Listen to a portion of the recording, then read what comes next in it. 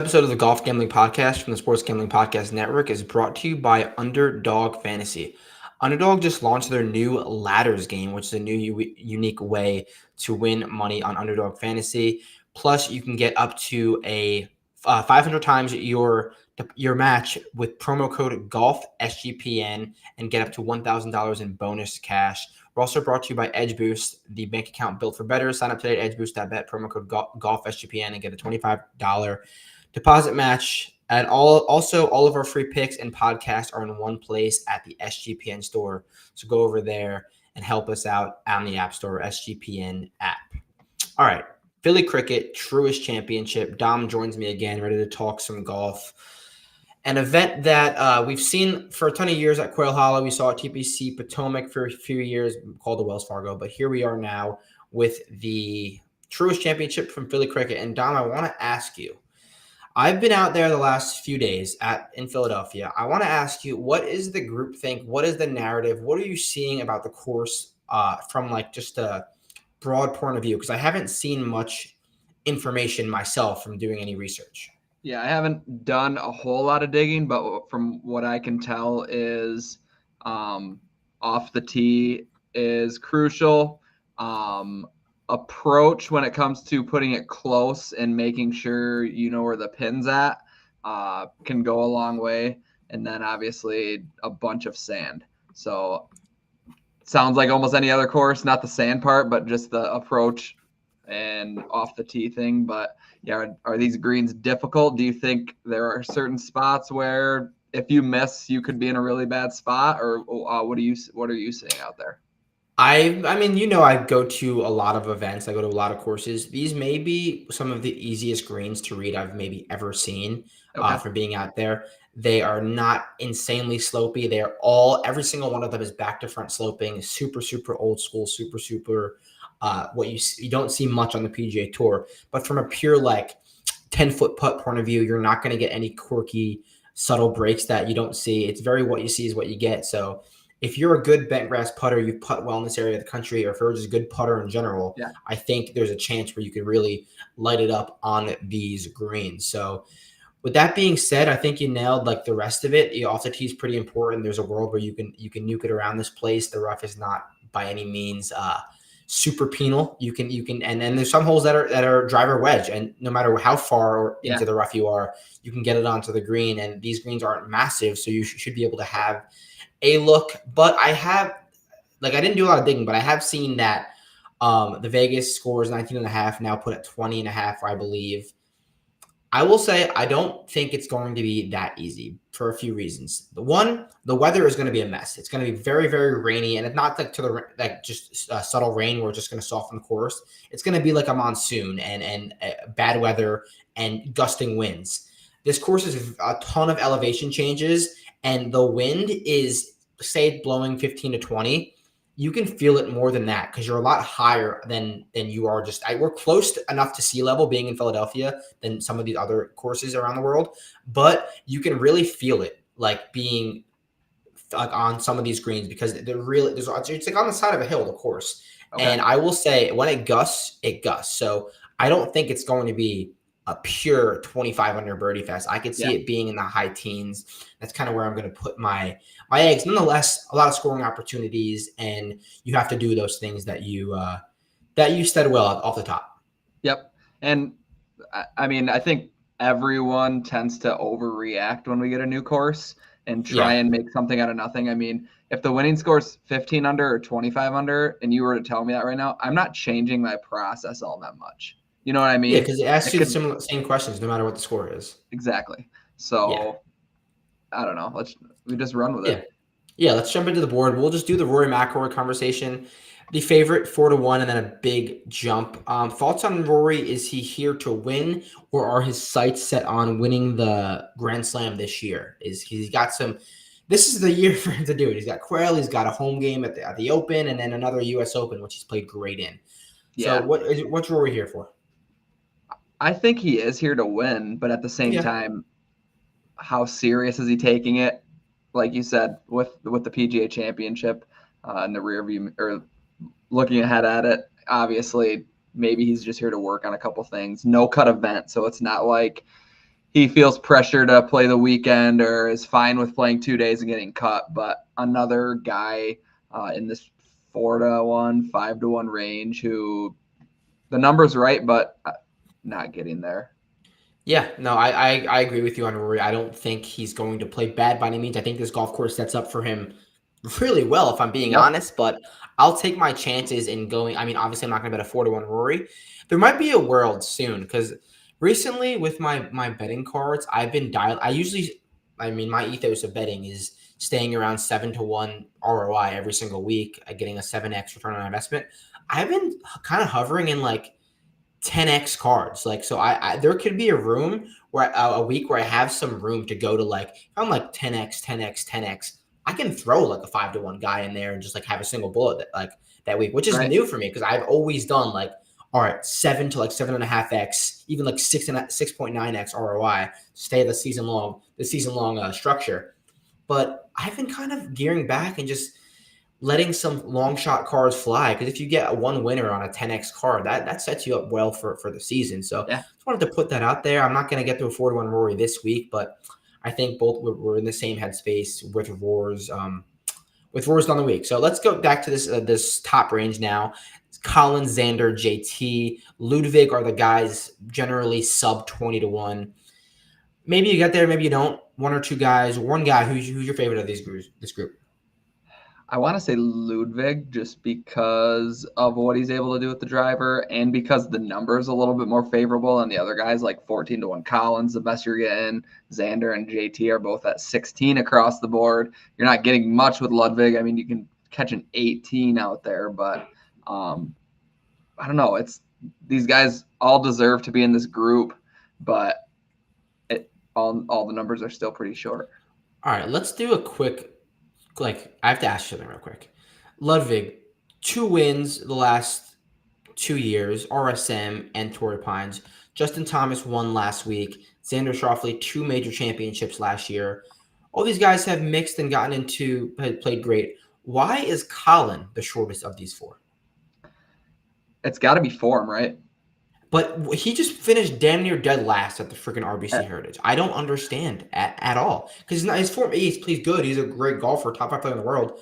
He's not doing anything or like hard mixing. Yeah. When was the best he got into the best he's played this year that he like maybe blew it? What was that event? API. API. Yeah. Okay. That was weeks ago. Yeah.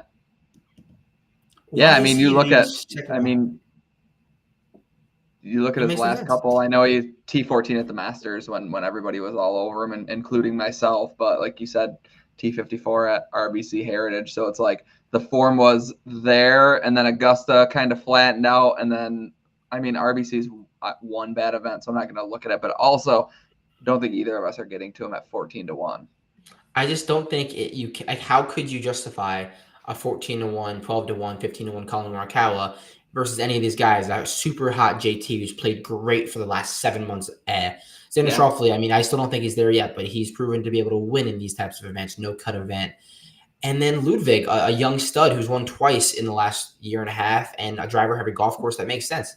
I think I'm with you there. I just don't really think it makes sense why Colin is where he is. But I want to get down to this next range, and this is a short field, so we're not going to spend a ton of time on and back to Colin, it doesn't make sense until he actually wins. Like we kind of talked about that with JT, that it's coming, and I do believe he's going to win.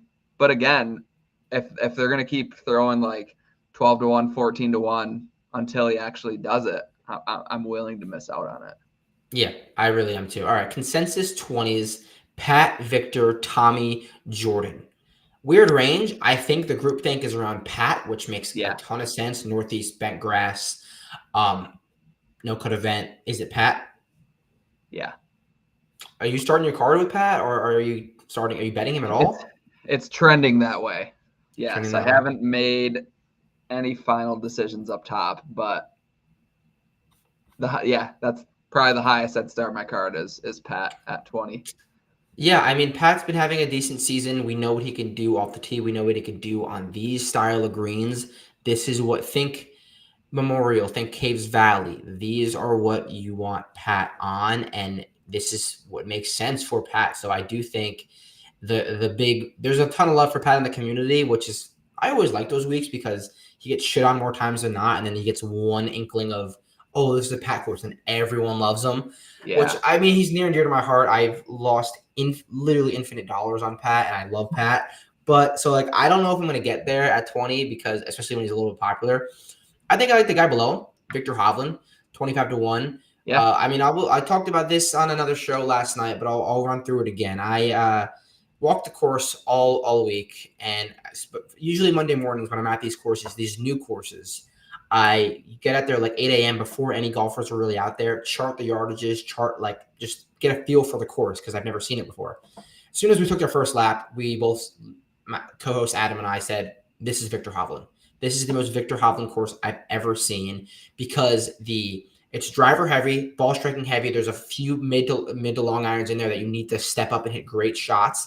And then specifically, the around the green play is a joke. Visually, there's a ton of bunkers and it looks tough, but there's some of the most flat, benign bunkers into soft greens that are very predictable. And then the rough around the green is just lush and fluffy.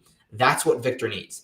It is the most Victor Hovland golf course I've actually ever seen. So that being said, why not start at Victor 25 or whatever you can get? I think it's a great golf course. Think Olympia Fields. Think Murrayfield Village. Both golf courses he's won at. Bentgrass Northeast area. I like Victor a lot at this course. Yeah, and that makes sense. You're there firsthand and looking at the around the green, and that's the first thing you think with Vic. You know, he can hit the ball off the tee. You know, he struggles around the green and on the greens, but if they're flat and the rough's not growing out that bad, I mean, he's a PGA Tour pro. He's not that bad around the green where, I mean, a lot of these courses you can struggle. But yeah, 25 is a really good number considering this field, and especially once you get below him, it really falls off a cliff.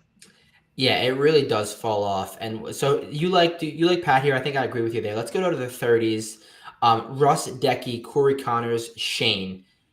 And I will throw in the 40s too. Sepp, Maverick, Keegan, Daniel Berger, Wyndham, and Sungjae. Bob Mack, Minwoo. 2 to 3 guys that catch your eye here? Yeah, so Bob Mack catches my eye. I think you can get a 60. I don't know. I feel like this is a track that could suit him well, especially say it does play difficult. I think he can just hang around, and maybe this is the spot that he pops. Being a driver heavy course, Wyndham Clark is worth a look. Very favorable number. I texted you, I think it was Monday, and got him at 66. That's no longer available, but glad I landed that one. And then probably between Lowry and Straka, I would be. Yeah, I think I like Wyndham too. I do worry a little bit about this back thing that's truthfully been irking him for a little bit. There's some news around Houston, in Florida. It came up again with the back, and it's been there, but at 70-1, 60-1 on a golfer on a driver heavy golf course with not little penalty for mishit. Not there. It's weird because Houston Memorial Park, you'll have big penalty for a mishit. I mean, sorry, little penalty at all for a mishit. Here, it's the same way, but there's a few holes where if you really are long, there's OB. Not on a lot of holes, so it's like if you could just dial it in on those holes, you're good. But outside of that, just full sand, get a wedge in your hand. Even if you're from the rough, you can get it up between soft greens, 15, 20 feet, get hot with the putter. So yeah, I think it makes sense for Wyndham. For me in this range, I think I'm going to go with a guy by the name of Maverick McNeely. It's a lot of long and straight drives, which he does well. A lot of long and straight drives into a few wedges, and there's a decent amount of middle and long irons. I made the take that this is a visually very similar to Torrey Pines, but then someone kicked back like, yeah, this is 1,000 yards less than Torrey Pines. I'll say that this course plays a lot longer than the scorecard yardages due to sometimes where you have to leave your ball off the tee, and also the weather and the softness. You're not going to get any rollout at all, very little rollout at all. So I like Maverick. I like the way that the course sets up visually for him, somewhat medium to smaller greens he's played well on before. And this is another great test for Maverick to make some Bethpage noise, because this is a Northeast Bentgrass course, a little bit of a comparison to Bethpage Black. So he plays well here, really get his hat in that Bethpage look. So Maverick and Wyndham, I do agree with you. Anyone else here? You want to move down a little bit? One more guy that rates out very well for me and usually doesn't, but one of my personal favorites is Davis Thompson. Just across the board, rates out very well for me. We know he can get hot with the putter. The form has been not what I expected heading into the year. I mean, fine, but yeah. He had you don't got to sell me on Davey T. But what do you think of Davis? I like him. You don't ever have to sell me on him. Seeing him firsthand at Torrey Pines this year before he went on to play well over the first 2 days, I was like, this guy's going to be a top 10 player in the world one day. He has the build and the stature of like one of the real legit golfers in the world. So I think he has the ceiling, as high as the ceiling as anyone. Obviously, he's young and time will tell. But I think if you want to get ahead of Davey T, do it as much and as often as possible. So yeah, I think that is a perfect segue to this next range. Sam Burns down to 50, last man in the field, Keith Mitchell. Why do they give this sponsors invite to Keith Mitchell? Northeast man, Denny McCarthy, Siwoo Kim, best player in the world, Andrew Novak, Aaron Rai. Anyone here? Not particularly, no. Not particularly. I think I like Andrew Novak in terms of like a positional, because this is a golf course where I really do think a well-rounded style will work. You don't have to be a bomber. You don't have to hit every fairway. If you're plus driving, plus approach, and can get hot with the putter, you will play well here. Like this is one of the few, similar to like TPC San Antonio, a well-rounded build. I really do think and we don't really say that much. We're like, all right, you need to do. We're looking at with driving distance and wedge play, or driving accuracy and mid-iron play, something like that. I really think a well-rounded style of play will work at Philly Cricket Club, and like that's kind of, we're going to see somewhat of a balanced strokes gained status from the winner. Like I think it's going to be fairly similar across the board, maybe one slight category, but I like that balanced build, and Novak is pretty well-rounded. Next range, hopefully you like someone here: Aaron Rai, Mike Kim, JJ Spawn, Justin Rose, Brian Harmon, Tony Finau, Akshay, JT Poston. Anyone here? I did bet Akshay as well. I just think the number is too good to ignore. Considering the player, another guy who it's a form thing, but at the same time, he could pop at any moment. We saw a top 5 finish at the Players. As of late, not the best results. The irons were there at the RBC Heritage, but literally nothing else. So, I mean, he can putt on bent grass. We've seen that. The approach has been fine. Can make birdies when he needs to. I just think that across the board, when you're getting Akshay at 70-1, it's hard to ignore that. Yeah, I think that's a good call. And he has something that I did note from being there. The right miss is an issue. He doesn't have the right miss. He has the left miss off the tee, and that is more than okay. I do like Akshay as well. I think he'll play well. Let's open it up a little bit before we run it back. 80-1 range, and then we'll go deeper to the 100. So let's just go open it up, whatever you want to talk about. Ben Griffin, Jacob Bridgman, your man, not Bermuda. Rasmus has triple digits in front of him. Ryan Gerard, Mike Thorbs. Anyone 80-1 up to 150, because that kind of rounds out the rest of the field? I would say Thorbs is tempting at 125 because of his skill set. And because he won the Travelers a few years ago in this area of the country, and he's from Connecticut. Who can forget? And then, God, if we're looking like, I know Tony Finau is so far from what he used to be, but the off the tee hasn't gone anywhere. Placements, maybe.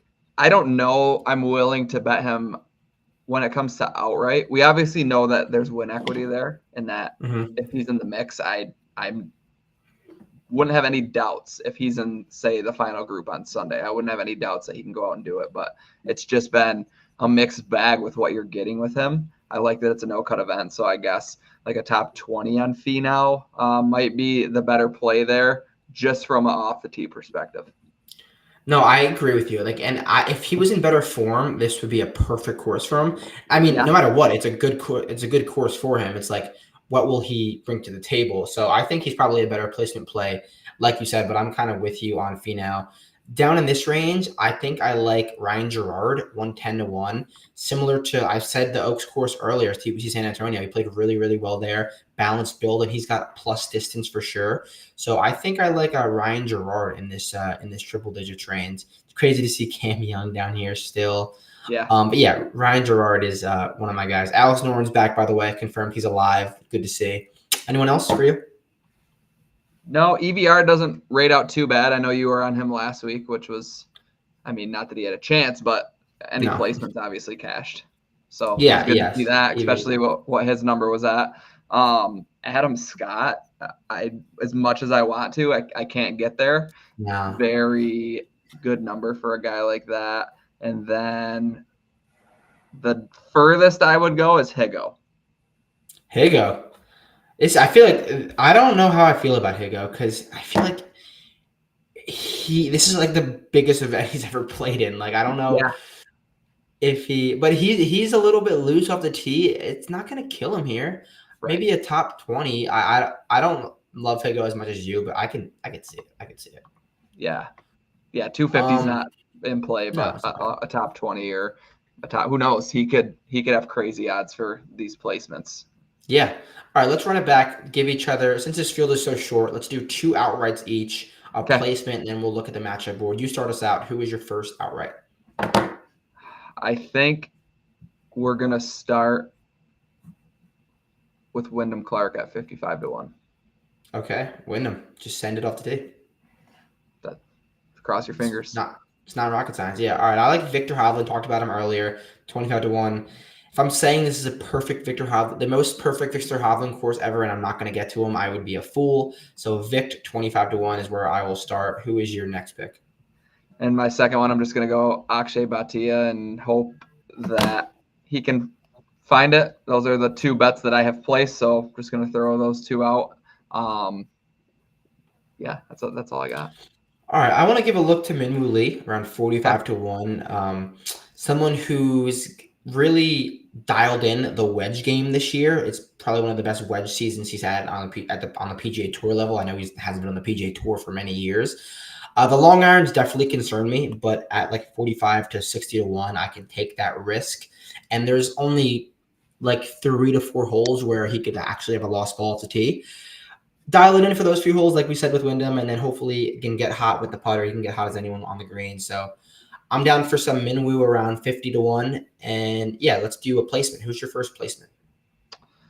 First placement, we'll go. I need a number for this, but I'm going to go to Tony Finau, top 20. Top 20. I'll tell you right now. He is around 2-1. Top 20. I think that's awesome. Yeah, especially in like a 70 something man field. And then while I'm on it, I'll just jump to my matchup, and we'll take Davis Thompson over JJ Spawn, -125. I like it.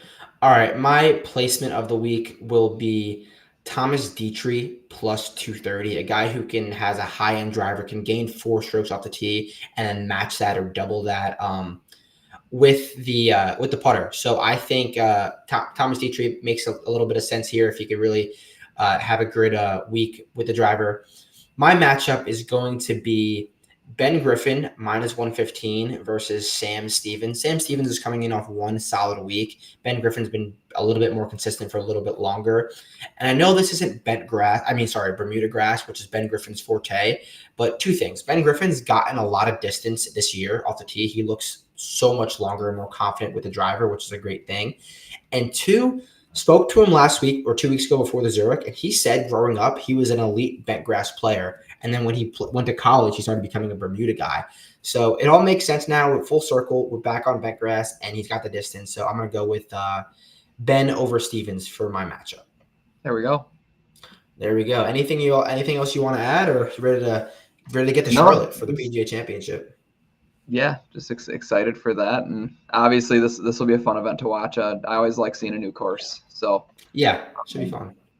Good field too. I know Scotty's not Yeah. here, but the rest of them are here. Well, now everyone has a chance, so it should be fun that Scotty's not here. Like, Yeah. we don't have to go in the without market. But Dom, Yep. thank you for joining me. We will have confirmed 2 shows next week because we're going to be on the SGPN show, and then we'll have our own show too.